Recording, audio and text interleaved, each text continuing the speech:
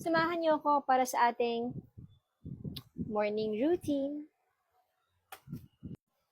Kung ang hanap nyo ay for everyday use, hindi heavy sa feeling, saka hindi malagkit at lightweight, try nyo na tong Originote Brightening Moisturizer.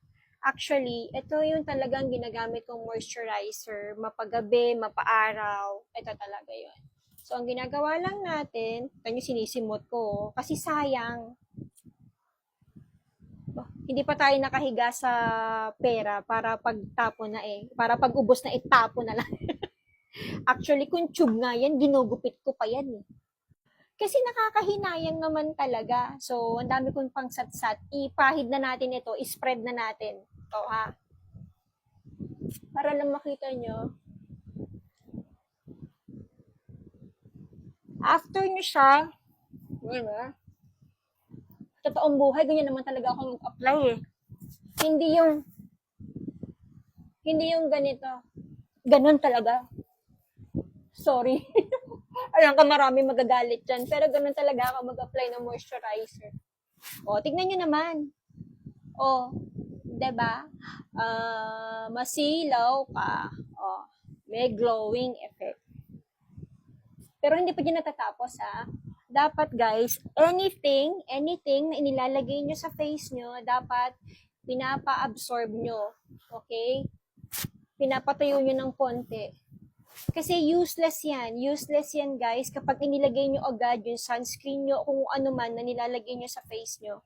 Okay? So, mararamdaman nyo na ganyan kapag tuyo na.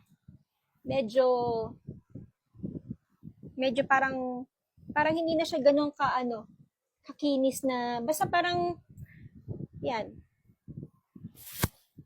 Ang hirap i-explain Pero alam niyo naman yan siguro kung tuyo na yung face nyo.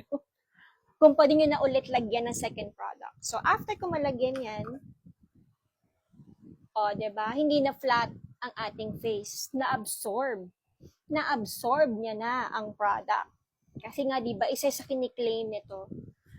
Isa sa kiniklaim niya ang ma-absorb agad ng ating skin itong moisturizer na to. Okay, kita nyo naman na wala din siya agad. Saka nabilis ko siya na-blend. Okay, second doon, ang second na gagawin natin ang sunblock. Kasi, yun talaga dapat, kahit sino kahit mapababae yan, mapalalaki, part talaga dapat ng morning routine ng paglalagay ng sunblock. Anti-aging kaya ito, no? Ayokong tumanda, Kalabaw lang ang tumatanda.